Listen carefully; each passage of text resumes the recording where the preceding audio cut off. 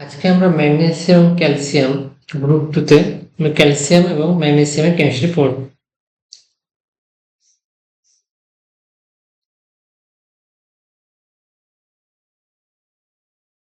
Calcium and magnesium.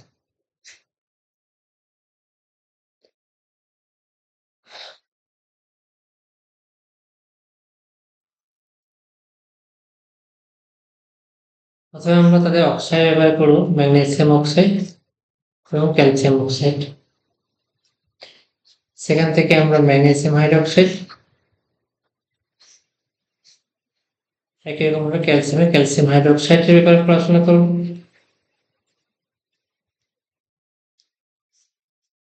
তারপর আমরা carbonate, calcium carbonate এবং ক্যালসিয়াম সালফেট, এই কম্পাউন্ডগুলোর থার্মাল স্টেবিলিটির ব্যাপারে পড়াশোনা করব।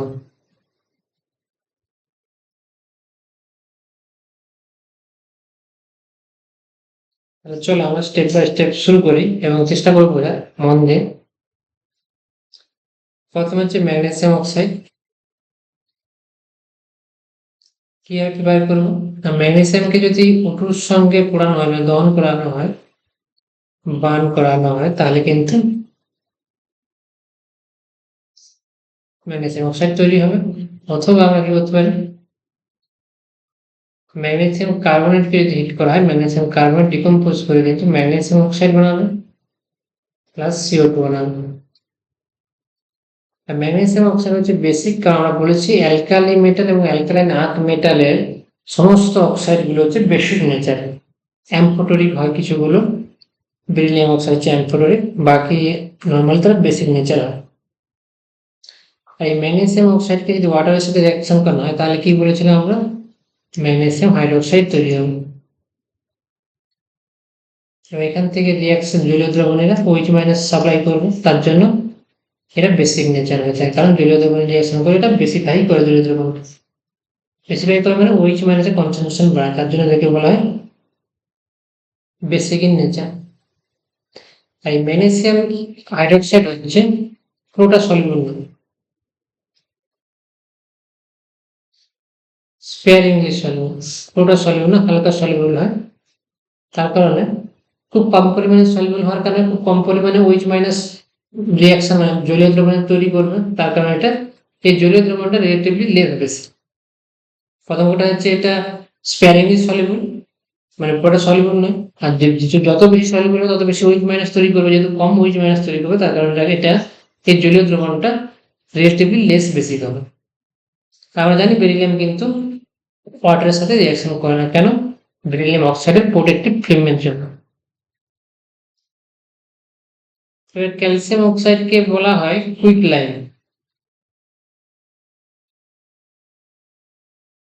তো ক্যালসিয়াম কার্বনেটকে যদি আমরা হিট করি একই রকম ভাবে ডিকম্পোজ করে, কিন্তু ক্যালসিয়াম অক্সাইড প্লাস CO2 তৈরি হবে। একই রকম ভাবে ক্যালসিয়াম অক্সাইডকে যদি আমরা ওয়াটারের সাথে রিয়াকশন করি, তাহলে কিন্তু সেক্ষেত্রে ক্যালসিয়াম হাইড্রোক্সাইড তৈরি হবে। আর এই রিয়াকশনটা হচ্ছে এক্টোথার্মিক, হাইলি এক্টোথার্মিক। চুনে জল ফেলে আমরা বলি না, চুনে জল ফেলে যেরকম হিট তৈরি হয়, সেটা হচ্ছে এইটা এক্সোথার্মিক। এনার্জি বেরোয়, এক্সোথার্মিক মানে এনার্জি বেরোয়, এক্সোথার্মিক মানে হচ্ছে এনার্জি রিলিজ। রিয়াকশনের ফলে এনার্জি বেরোবে, এনার্জি তৈরি হবে, বুঝতে পারলে? রিয়াকশনের ফলে এনার্জি তৈরি হবে।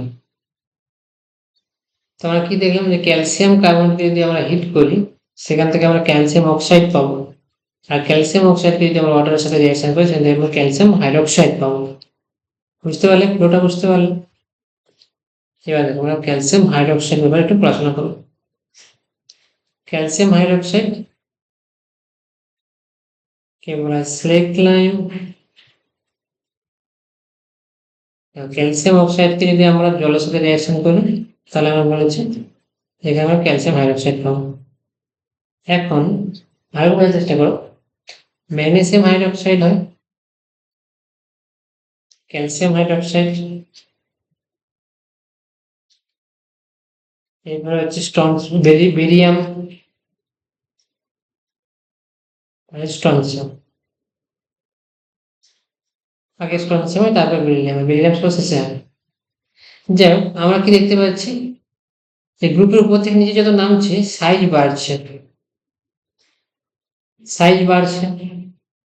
তাহলে সব থেকে ম্যাগনেসিয়াম 2+ হচ্ছে সব থেকে ছোট, তারপর হচ্ছে ক্যালসিয়াম 2+, তারপর হচ্ছে বেরিয়াম 2+, সরি স্ট্রনসিয়াম 2+, তারপর হচ্ছে বেরিয়াম 2+, সব থেকে লার্জ সাইজ। তো বেরিয়াম 2+ হচ্ছে লার্জ সাইজ। এখন OH মাইনাস হাইড্রোক্সাইড যে অ্যানায়ন সেটা হচ্ছে small in size, small size. আগেতে আমরা বলেছিলাম যখনই স্মল ক্যাটায়নের ইন্টারাকশন হবে সেটা কিন্তু ভালো, গুড স্টেবিলিটি।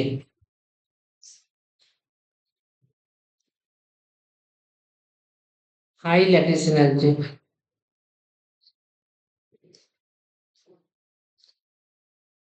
কারণ বুঝতেই পারছো ক্যাটায়ন স্মলে ইন্টারাকশনে ভালো হবে, গুড স্টেবিলিটি দেবে।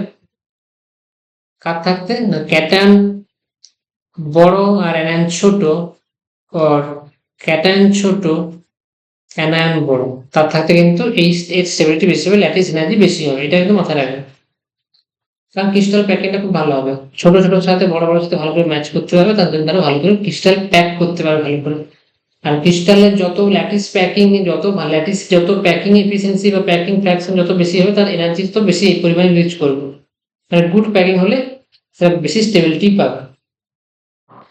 তাহলে দেখো Mg2+, এটা ছোট সাইজ, এর সাথে OH মাইনাস হাইড্রোক্সাইড, এর ছোট, এই যে প্যাকিংটা হচ্ছে, আর এদিকে বেরিয়াম 2+, তার সাথে OH মাইনাসের প্যাকিংটা ঠিকঠাক হবে না, বুঝতে পারলেন? তার কারণে ম্যাগনেসিয়াম হাইড্রোক্সাইড মোর স্টেবল হলে কোনো একটা মলিকিউল যদি খুব বেশি স্টেবল হয়ে যায়, তাকে সলিউবল করা কঠিন হবে, তার লেস সলিউবল হবে। তাহলে ম্যাগনেসিয়াম হাইড্রোক্সাইড হচ্ছে লেস সলিউবল, বুঝতে পারলেন? ম্যাগনেসিয়াম হাইড্রোক্সাইড হচ্ছে লেস সলিউবল। আর আমরা যখন এরপরে ক্যালসিয়াম হাইড্রোক্সাইড যাচ্ছি, সলিউবিলিটি বাড়ছে,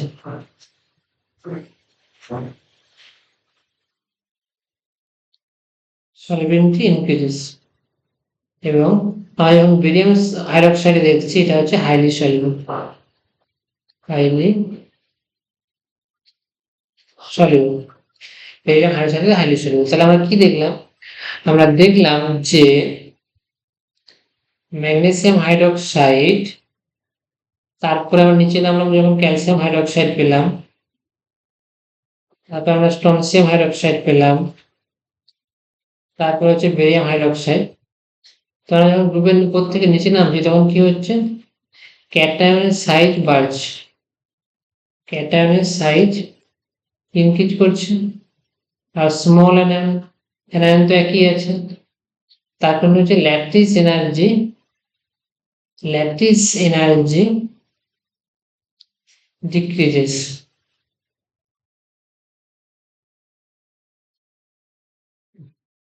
সলিবিলিটি তার কারণে বাড়ছে। ল্যাটিস এনার্জি কম হয়ে গেলে কি হবে? মলিকুল দুটো ক্যাটায়ন আয়নকে ইজিলি আমরা দূরে সরে ফেলতে পারবো, তার জন্য সলিবিলিটি ইনক্রিজ, সলিবিলিটি ইনক্রিজ। যখন আমরা ক্যাটায়ন আয়নের মধ্যে ল্যাটিস এনার্জি কমে যাচ্ছে, মানে কি আমরা ক্যাটায়ন আয়নকে ইজিলি সেপারেট করতে পারবো, ওয়াটারের মধ্যে ইজিলি সলিউবল করে ফেলতে পারবো হাইড্রোজেন স্ফিয়ারের মাধ্যমে।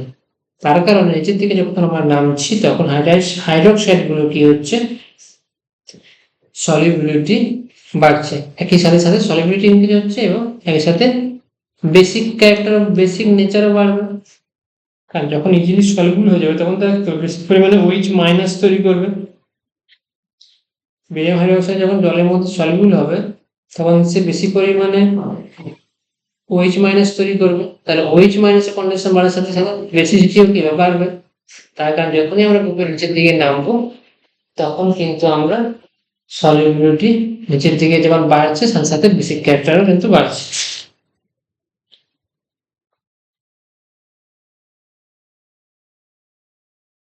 এরপরে আমরা পড়বো ক্যালসিয়াম কার্বনেট।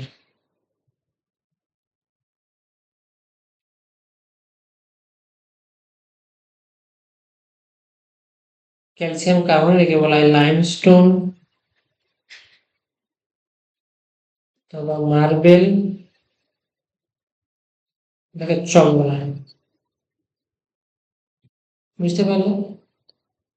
তো এই ক্যালসিয়াম কার্বনেটকে যখন আমরা হিট করব তখন সেখান থেকে কি তৈরি হবে, ক্যালসিয়াম অক্সাইড প্লাস CO2 তৈরি হবে। আর ক্যালসিয়াম কার্বনেটকে যখন আমরা এইচ সেলের সাথে রিঅ্যাকশন করব, কি তৈরি হবে, এইচ এর সাথে রিঅ্যাকশন করলে বেসের সাথে অ্যাসিড রিঅ্যাকশন করলে সল্ট তৈরি হবে, ক্যালসিয়াম ক্লোরাইড প্লাস ওয়াটার তৈরি হবে, কার্বনেট আছে মানে একটা CO2 তৈরি হবে, নাহলে ব্যালেন্স হবে কি করে রিঅ্যাকশন। আর এক্ষেত্রে কিন্তু CO2 ইভলভ হবে, CO2 তৈরি হবে রিঅ্যাকশনের মধ্যে। এটা হচ্ছে ইম্পর্টেন্ট। বুঝতে পারলেন?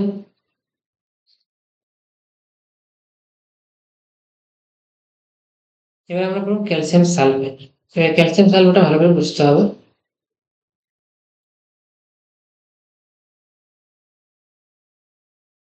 আচ্ছা দেখো, আমরা এতক্ষণ কি করলাম যে OH মাইনাস হচ্ছে স্মল অ্যানায়ন, স্মল অ্যানায়ন। এখন কার্বনেট আর এদিকে হচ্ছে সালফেট, এরা হচ্ছে 2 মাইনাস, হচ্ছে লার্জ অ্যানায়ন। কার্বনেটের ক্ষেত্রে আমরা বলেছিলাম আগের স্ট্রাকচার, তো বুঝতে পারছো সাইজটা কতটা বেশি নেয় না। অপর দিকে সালফেট যে রয়েছে হিসাব 2 মাইনাস।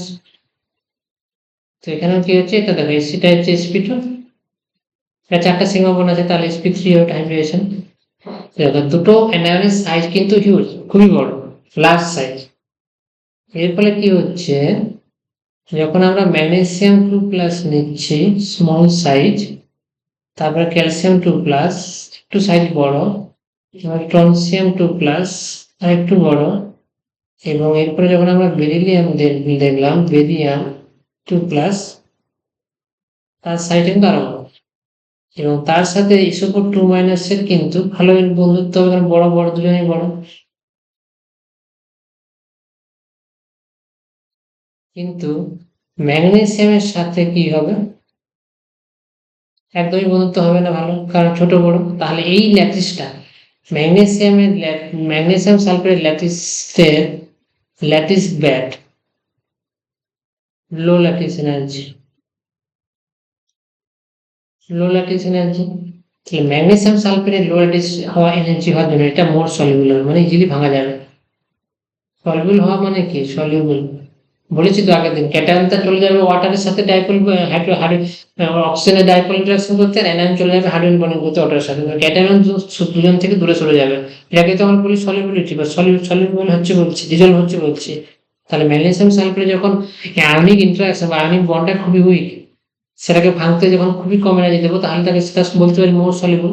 আর বেরিয়াম সালফেট এই কারণে দেখবে এটা প্রেসিপিটেট করে না, এটা এতটাই ইনসলিউবল, প্রেসিপিটেট, এটা প্রেসিপিটেট করে, একদম নট সলিউবল। বেরিয়াম সালফেট এই কারণে একদমই সলিউবল না, খুবই মানে খুবই একদমই ইনসলিউবল, তার জন্য প্রেসিপিটেট করে না। তোমরা বেরিয়াম ডিটেকশনের ক্ষেত্রে বা সালফেট গ্রুপ ডিটেকশনের ক্ষেত্রে তোমরা এই রিঅ্যাকশনটা করবে, যে সালফেট গ্রুপ কি করে বুঝবে, তো তুমি যদি বেরিয়াম ক্লোরাইড অ্যাড করে দাও, তাহলে ওখানে বেরিয়াম সালফেট তৈরি হবে, প্রেসিপিটেট তৈরি হবে, হোয়াইট প্রেসিপিটেট। এই হোয়াইট প্রেসিপিটেটের মাধ্যমে বুঝতে পারবে যে ওখানে সালফেট গ্রুপ আছে। অথবা H2SO উপর যোগ করো, সেখানে বেরিয়াম 2+ যদি থাকে, তাহলে সে আবার বেরিয়াম সালফেট তৈরি করবে, তাহলে সেখান থেকে বলতে পারবো খুব অপোজিট ভাবে যে এখানে বেরিয়াম 2+ আছে। তো বেরিয়াম অথবা সালফেট টেস্ট করার জন্য বেরিয়াম সালফেট এই কম্পাউন্ডটা হোয়াইট প্রেসিপিটেট হয়, এটা থেকে আমরা বুঝতে পারি যে মলিকুলের মধ্যে বেরিয়াম অথবা সালফেট গ্রুপ রয়েছে। তাহলে আমি এখানে কি বুঝলাম, যে উপর নিচের দিকে যত যাব সলিউবিলিটি নট সলিউবল, সলিউবল থেকে নট সলিউবল কি আছে, সলিউবিলিটি ডিক্রিজ, সলিউবিলিটি ডিক্রিজ।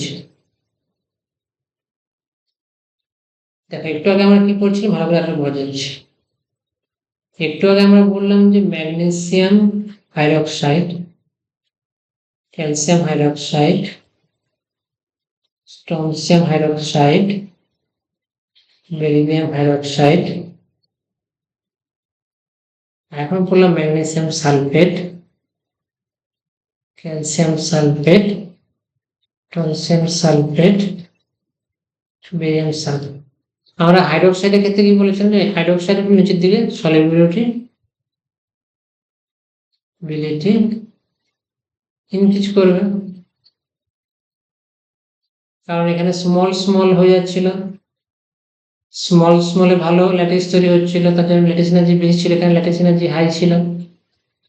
এখানে স্মল লার্জ হয়ে যাচ্ছে, এখানে লার্জ, তাহলে এখানে ল্যাটিস এনার্জি বেশি হবে। তাহলে সালফেটের ক্ষেত্রে কি হবে, সালফেটের ক্ষেত্রে সলিবিলিটি ডিক্রিজ করবে, নিচের দিকে এলে সলিবিলিটি ডিক্রিজ করবে। তো নিচের দিকে এলে সলিবিলিটি ডিক্রিজ করবে সালফেটের ক্ষেত্রে, ভাঙা মুশকিল হবে। আর হাইড্রোক্সাইডের ক্ষেত্রে নিচের দিকে না হলে সলিবিলিটি ইনক্রিজ হবে, কারণ সেখানে লার্জ স্মলের মধ্যে ব্যাড কম্বিনেশন চলে আসছে, লার্জ স্মলের মধ্যে ব্যাড কম্বিনেশন চলে আসার কারণে ল্যাটিস এনার্জি কম হচ্ছে। তো এটা ভালো করে চেষ্টা করো। আমরা যুক্তিটা দেখিয়েছি যে স্মল হলে বা লার্জ হলে তারা হ্যাপি, তারা ভালো বন্ধন তৈরি করতে পারবে, ভালো ল্যাটিস তৈরি করতে পারবে, ভালো প্যাকিং করতে পারবে, ফলে বেশি পরিমাণে এনার্জি তো বেড়ে যাবে, তখন সেই বন্ডটাকে ভাঙা মুশকিল হবে। কিন্তু যখন এই স্মল লার্জ বা লার্জ স্মল হয়ে যাচ্ছে, স্মল লার্জ বা লার্জ স্মল হয়ে যাচ্ছে, তখনই মুশকিল হয়ে যাচ্ছে এই বন্ধন, তখন কি হচ্ছে, ইজি হয়ে যাচ্ছে, তখন ইজি হয়ে যাচ্ছে, কারণ মিসম্যাচ হয়ে গেছে, একদম ছোট কারো পছন্দ হয়নি দুজনের, কারণ কিন্তু তাদের ইজি ভেঙে দেওয়া যাবে, মানে তখন বুঝতে পারবে রিয়েল লাইফের সাথে কম্পেয়ার করে একটা পাতলা ছেলের সাথে যেটা বিরাট একটা চেহারা মহিলার মানে মেয়ের সাথে যদি সম্বন্ধ করা হয় বা কিছু করা অ্যারেঞ্জমেন্টস করানো হয়, সেক্ষেত্রে যেমন তার সাথে টিকবে না, কারণ দুজনের মধ্যে ম্যাচ হচ্ছে না, সেরকম সেইভাবে তোমরা মনে রাখবে যে ম্যাগনেসিয়াম 2+ ছোট, নিচের দিকে যখন বড় সাইজে বাড়ছে, ক্যাটায়নের সাইজ বাড়ছে, হাইড্রোক্সাইড হচ্ছে স্মল এনায়ন, সালফেট হচ্ছে লার্জ এনায়ন, তাহলে লার্জের সাথে লার্জের ভালো কম্বিনেশন হবে, তাহলে সেটা ভাঙতে পারবো না সহজে, তাহলে এর জন্য বেরিয়াম সালফেট হচ্ছে ইনসলিবল আর ম্যাগনেসিয়াম হাইড্রোক্সাইড হচ্ছে ইনসলিবল।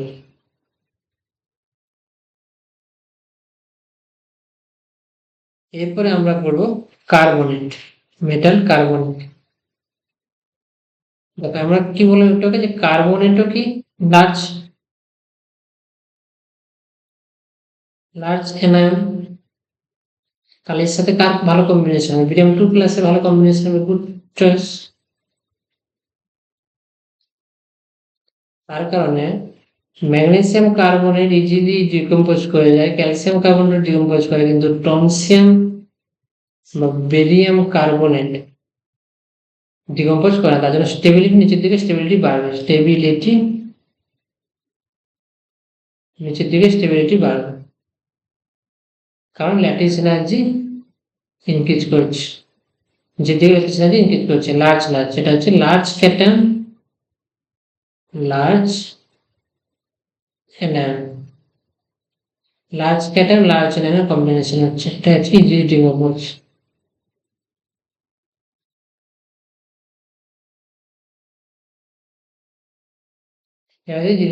নিচের দিকে স্টেবিলিটি বাড়বে, কার্বনের স্টেবিলিটি বাড়বে, নিজের দিকে সালফেটের সলিবিলিটি ডিক্রিজ করবে, নিজের দিকে হাইড্রোক্সাইড সলিবিলিটি ইনক্রিজ করবে। তাহলে তিনটে প্যারা পাশাপাশি লিখবেন, আমি এখানে লিখছি না, লিখে দিচ্ছি, তোমরা বুঝতে সুবিধা হবে।